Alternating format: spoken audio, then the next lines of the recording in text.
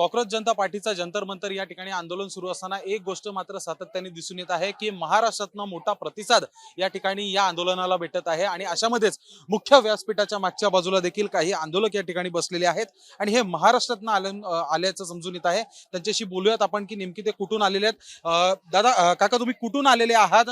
नेमका तुमचा जिल्हा काय, तुमचं नाव काय आणि इथे कधीपासून आहात? मी महाराष्ट्रातून आलेलो आहे। महाराष्ट्र अंधश्रद्धा निर्मूलन समितीच्या वतीनं आमची ही टीम अनिसची इथं आंदोलनाला पाठिंबा देण्यासाठी आलेलं आहे। गेले 4 दिवस झालं अनिसची टीम इथं उभा राहिलेली आहे, इथं बसलेले आहेत आणि या आंदोलनात सक्रिय सहभाग आहे। आम्ही आंदोलनात यासाठी सहभाग झालोय की विद्यार्थ्यांच्या न्याय मागण्यासाठी, लोकशाहीच्या मूल्यासाठी आम्ही या आंदोलनात सहभाग झालोय आणि महाराष्ट्रातल्या पण अनेक जिल्ह्यामध्ये, प्रत्येक शहरामध्ये अनिसच्या वतीनं आम्ही आंदोलन केलेत आणि दिल्लीमध्ये सुद्धा सहभाग व्हावं म्हणून आमची अनिसची ही टीम आलेले आहेत।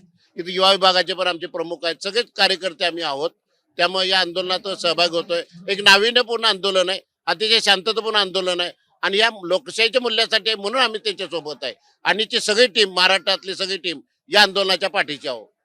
अर्थातच बघू शकतो अजून देखील या ठिकाणी लोक आलेले आहेत। दादा, तुम्ही कुठून आलेले आहात, तुम्ही कुठे राहता आणि इथे कधीपासून आहात? मी नवी मुंबईवरून आलेलो आहे। माझ्यासोबत माझे साथी पनवेल, नवी मुंबई या पट्ट्यातून आलेले आहेत।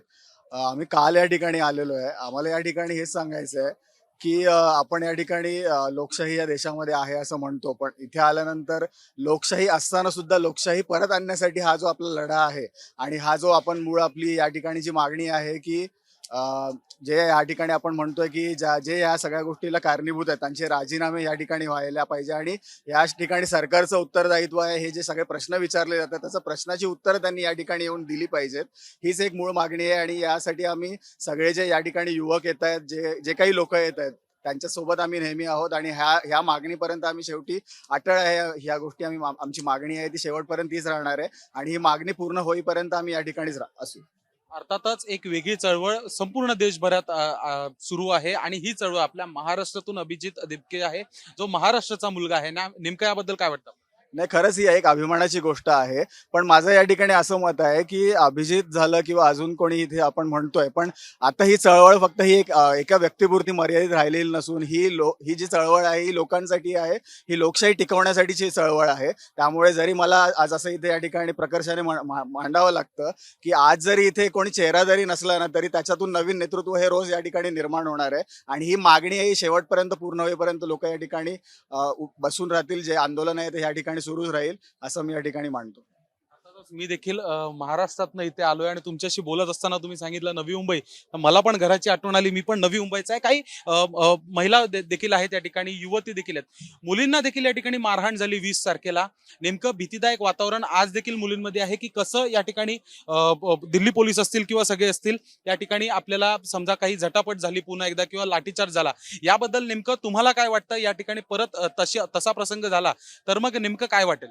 नमस्कार। तर सर्वप्रथम मी हे सांगेन की आम्ही लाठीला नाही घाबरत, तुमच्या अत्याचाराला घाबरतो आणि लाठीचार होईल की नाही हे आता आम्हाला सांगता येत नाही, पण आमचा जो जोश आहे हा सतत तसाच राहील शेवटपर्यंत आणि रेझिग्नेशन हे झालंच पाहिजे, मी एवढंच सांगेन। आणि आमच्यामध्ये काही भीती नाही, उलट आमचा उत्साह आणि जोश वाढलाय, कारण आम्ही सर्व एक आहोत, आपण सर्व एक आहोत आणि हा लढा आपल्या लोकशाहीसाठी आहे। त्यामुळे आम्हाला कुठल्याच प्रकारची भीती वाटत नाहीये आणि महिला म्हणून तर बिलकुल नाही, कारण इथे सगळे आपल्याला फॅनने हवा देतात, अनोळखी लोक आहेत। अजिबात इथे वाटत नाहीये की ही अनोळखी जनता आहे, ही सगळी लोक आपल्या घरातली आहेत, आपल्या देशातली आहे आणि आपण प्रथम आणि अंतिम भारतीय आहोत याची इथे जाणीव होती आपल्याला। खरंच थँक्यू, धन्यवाद, तुम्ही हा चॅनल कव्हर करताय, कारण वेगवेगळ्या मीडिया वेगवेगळ्या प्रकारचं परसेप्शन वेगवेगळ्या नजरेने दाखवतात, पण हा राजकीय लढा नसून हा लोकशाहीचा लढा आहे, हे सर्वांनी लक्षात घ्यावं आणि हा न्यायाचा लढा आहे, म्हणून आम्ही इथे जमलेलो आहोत आणि आम्ही शेवटपर्यंत याला प्रतिसाद देणार। धन्यवाद। खरंच धन्यवाद, तुम्ही हे बोललात। अशामध्ये समजा पाहायला गेलं तर मग महाराष्ट्रामध्ये, मुंबईमध्ये देखील प्रमुख शहरांमध्ये मोठ्या प्रमाणात आंदोलन सुरू झालेले आहेत मागील 2 दिवसांपासून, पण कुठेतरी त्यांच्यावर अशी टीका होते की राजकीय स्वरूप देण्याचा प्रयत्न करतायत, राजकीय पक्ष आपापली पोळी भाजून घेतात। काय वाटतं?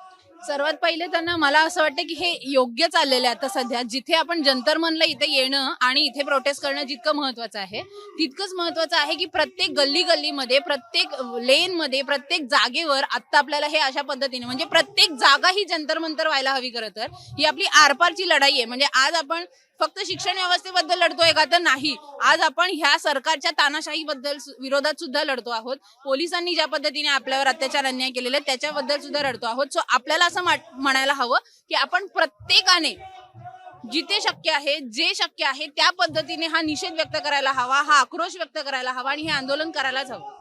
त्याच्यामुळे आपण असा जो टीकाकार जो झाला ना, तर आपण हे राजकारणाच्या पलीकडे जाऊन बघायला हवं की आता इथे आपण प्रत्येक जण, आणि आपण असं म्हणतो ना पर्सनलीज पॉलिटिक्स, सो आपल्या आयुष्यात घडणारी प्रत्येक गोष्ट जर या सगळ्याने एफेक्ट होणार असेल तर आपल्याला प्रत्येकाला राजकारणाच्या व्यतिरिक्त इथं प्रत्येकाला उतरून लढा देण्याची गरज आहे आणि हे आपण करायला हवं.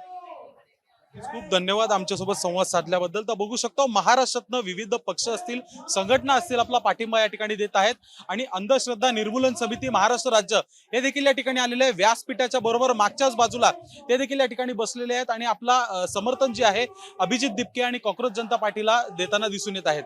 व्हिडिओ जर्नलिस्ट मनोज सोलांकी सोबत मी शुभम उमाळे, जय महाराष्ट्र न्यूज, दिल्ली.